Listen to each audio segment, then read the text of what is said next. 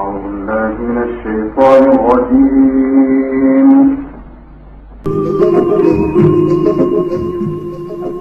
قطرات الندى. سلوان محمود.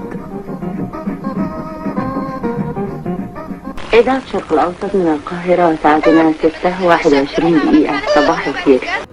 عاوزة تحس بيومك ويكون كله طاقة؟ تابعي قناة بيوتنا بكل بساطة. بسم الله الرحمن الرحيم، والصلاة والسلام على أشرف المرسلين سيدنا محمد وعلى آله وأصحابه أجمعين. يلا كده مع بداية الفيديو نسمي الله ونصلي على رسولنا الكريم ونلم حسنات حلوة كتير. يوم جديد وروتين جديد في لم العزال ولفم العفش. وديني بصوا مش حرمكم الشباك، كل يوم اصورهولكم علشان هيوحشكم وهيوحشنا. يلا اكيد التجديد حلو. ما علينا، النهارده قلت الم شويه في العزال وشويه كراتين، والبنات كان نفسهم في فسيخ، ويا ماما عايزين ناكل فسيخ قبل ما نمشي يا ماما. الراجل اللي هو اللي جنبنا القلفطي ده الفسيخ بتاعه الصراحه نظيف وجميل وبينضف لك الحاجه وبيحط لك ليمون وزيت وحبه بركه والكلام ده كله، في حاجته جميله. فقلت انا وشيماء ننزل كده نتمشى نجيب لهم فسيخ ونيجي ونودع الشقه بفسيخ، بس هو بوسيف مش موجود.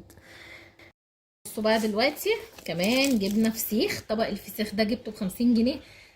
قلت لشيماء روحي للراجل قولوا له احنا عايزين فسيخيه حلوه كده، بوسيف ما بيحبوش وبوسيف بره، فقلنا ناكلها. ايمان هتتجنن على فسيخ، اديني جبتلك فسيخ، عماله تشاور عليها تشاور على نفسها، عارفه ايمان هتتجنن على فسيخ. جبت لها فسيخ اهو. هم العيال اللي هنا، الشباب اللي هنا الله يبارك لهم، بصوا ما شاء الله حاطين زيت وحبه بركه وليمون ومنضفينها ومخلينها زي الفل.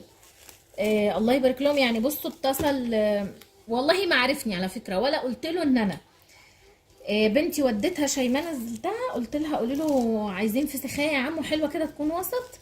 راح قال لها طب بقول لك ايه، كلمي لي حد كبير عشان انا مش فاهم منك حاجه. راحت مكلماني فقلت له ايوه. راح قال لي بص انا الفسيخيه اللي قدامي دلوقتي اللي معايا دلوقتي اللي انا مطلعها على القد ثمنها حوالي طلعت مش عارفه قد ايه، ثمنها 85 جنيه. قلت له لا كتير قوي عليا. قال لي طب انت عايزه تدفعي كام؟ قلت له لا شوف لي اعمل لي حاجه ب50 جنيه، اخري 50 جنيه. المهم راح قال لي طب خلاص انا هظبط لك الدنيا. الله يبارك له. راح ايه كده عشان ايه هناكل انا والعيال وبوسيف ايه لما يرجع بقى. والرنجه دي اهي كانت ايمان برضو كانت عايزه رنجه من كام يوم كده، برضو جبت لها. بصوا بيوري خالص دي ابو سيف نزل جابها هو. المره دي الرنجه بقى بيستحملها شويه عن الفسيخ، فعملنا فسيخ ورنجه وليمون وطماطم ودي بصل ودي جرجير ودي حبه قرنبيط من امبارح والعيش بقى والميه، والحمد لله فضل ونعمه من ربنا. ونروح نفترس الليله دي. كلنا فسخنا والحمد لله، وضربنا الشاي بتاعنا. بنات طبعا ما بتشربش شاي، بناتي ما بيشربوش شاي. وعملت لابو سيف شويه ملوخيه علشان هو ما بياكلش فسيخ طبعا، احنا كلنا فسيخ من غيره، وقلت اعمل له شويه ملوخيه. وسلقت له فراخ وحمرت له فراخ جنب شويه ملوخيه، وطلعت الصراحه عسل وسكر وجميله جميله جميله.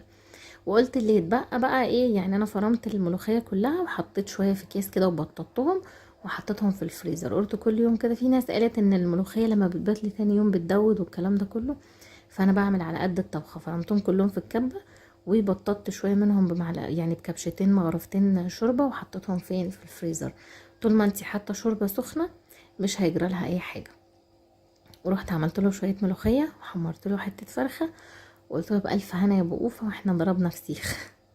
يقول لي ضربته فسيخ؟ قلت له احنا كلنا فسيخ مالناش دعوه. البنات طب كان نفسهم في فسيخ وقال لك عايزين نفسخ قبل ما نمشي. لا فسخنا في شم نسيم ولا فسخنا في عيد صغنن ولا هي، ما احنا انا جبت لهم فسيخ في العيد الصغنن. بس ايمان بقت بتعشق حاجه اسمها فسيخ. البنات لما بتكبر بقى طلباتها غريبه. بصوا يا بنات دلوقتي دي كرتونه تمام، انا هلفها. بناتي قلت لهم اكتبوا عليها اسمكم عشان تبقى في اوضتكم. يعني كتبوا ايمي وشوشو ورفان. طبعا لازم بصوا نحط الهيروغليفي. هيروغليفي ده ولا مش هيروغليفي؟ انا مزمماك وحد فيكم يعرف هيروغليفي؟ بابا هيقطعك عينك عشان انت بوظتي التلفزيون. لا بس ما بوظتوش. بتبقى عامله زي ايه يا بنات؟ بتبقى عامله زي الكارنيه بالظبط، كانها متغلفه بنوع من انواع البلاستيك، بيبقى ماسكها وحلوه. اوعي يا روحي ايدك. بصوا حتى لو اتقلبت كده اهي ولا يحصل لها اي حاجه اهي. بصوا بس تمام التمام. دي بقى فيها هدوم البنات، لا قدر الله لو وقع عليها حتى ميه هتبقى محميه وحاميه نفسها. شفتوا قلبتها لكم ازاي؟ بس تمام التمام، بقت قشطه نظيفه وزي الفل وتجنن، ما حصلش فيها اي حاجه. فاللفه دي ان شاء الله باذن الله اعتمدوها، اللي هتعزل جديد داير ما يدور تحت وفوق تحت وفوق، وبعد كده زي ما انا عملتها تحت وفوق تحت وفوق كده، يعني استكوها ربطوها. والله ولا عايزه حبل ولا بتاع، بس يقول لي انا هشتري لك حبال اربط لك بيها الكراتين. هلف بقى بقيه الكراتين كده واكتب عليها والزق عليها واكتب عليها اسم الحاجه والمكان. اكتب عليها بقى ايه اسم اللي هي بتاعت مطبخ ولا بتاعت اوضه نوم ولا بتاعت ايه. بصوا كده، بصوا الكرتونه دي برضو انا بلزق بس الكراتين اللي اتقطعت مني من كده، اللي اتفتحت كده او اتفلقت كده وانا بعملها. بصوا بقى الكراتين تقريبا بقت ثروه قوميه في مصر، انا مش لاقيه كراتين. فاللي عايزه كرتونه، اللي عايزه كرتونه يا بنات، واللهم صل على النبي، انا هنقل وهفضيهم وهركنهم لكم على جنب. اللي عايزاهم ابعتهم لها عادي، ابعتهم لها مع اي حد وتدفع له بقى هو حق النقل. جايبه لك كراتين ومفضيه لك كراتين. بصوا الحبل ده كنت ربطها كده، ابو سيف لو شافني هيقتلني، يقول لي خلصت بكره اللزق. بس انا عندي اخلص بكره اللزق ولا انش الحاجه تتقطع والكراتين تتفتح وحاجتي تقع قدام في الشارع. ربنا يسترنا يا رب دنيا واخره احنا وانتم.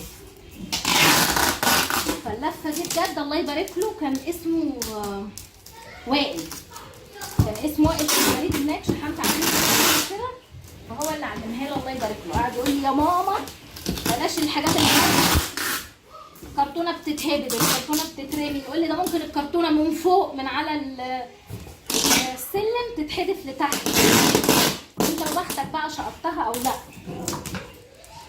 فساعتها خفت، فلما وراني كده بقيت بعمل كده على طول الصراحه.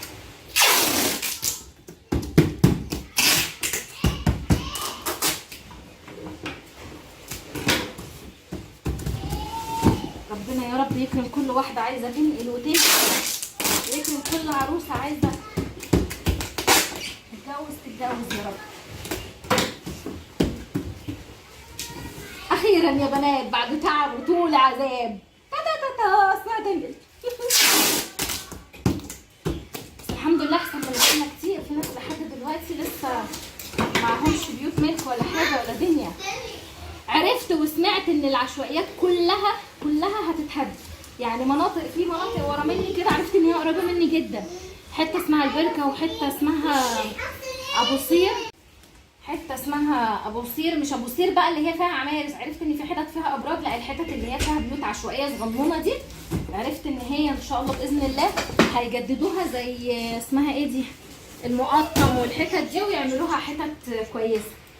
بس جيت هنا بقى دلوقتي ابتديت مسكت كل الكراتين اللي انا ملياهم عفش وملياهم حاجات المطبخ. بصوا 3/4 الكراتين، 99% وفاصل 9/10 فاضل 1% حاجة المطبخ. هو حاجة المطبخ اللي بتشيله. بعدين كان عندي حاجات تحت السرير، اغلبية الحاجات اللي تحت السرير مسكتها حطيتها في كراتين نظيفة وغلفتها وربطتها وظبطت الدنيا علشان وانا ماشية يبقى كل حاجة تمام. والكرتونة دي كان فيها الأحذية عزكم أكرمكم الله، وقلت برضو أربطها واحدة واحدة كده مع نفسي. أبو سيف راح الشقة طلع البواب يلم كسر الرخام وكسر السيراميك والحاجة اللي هناك، وحطيت لكم الفيديو امبارح على قناة بيتنا بكل بساطة، اللي ما شفتوش تروح تشوفوا.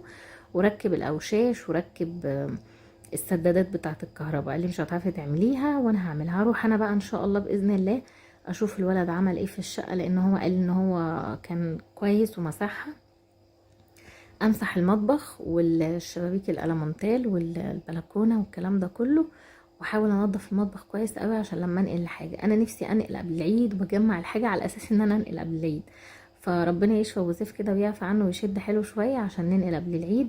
هو يعني الحمد لله ابتدى يتحسن. ادعوا لنا، ما تنسوناش من دعواتكم. به ميمسين.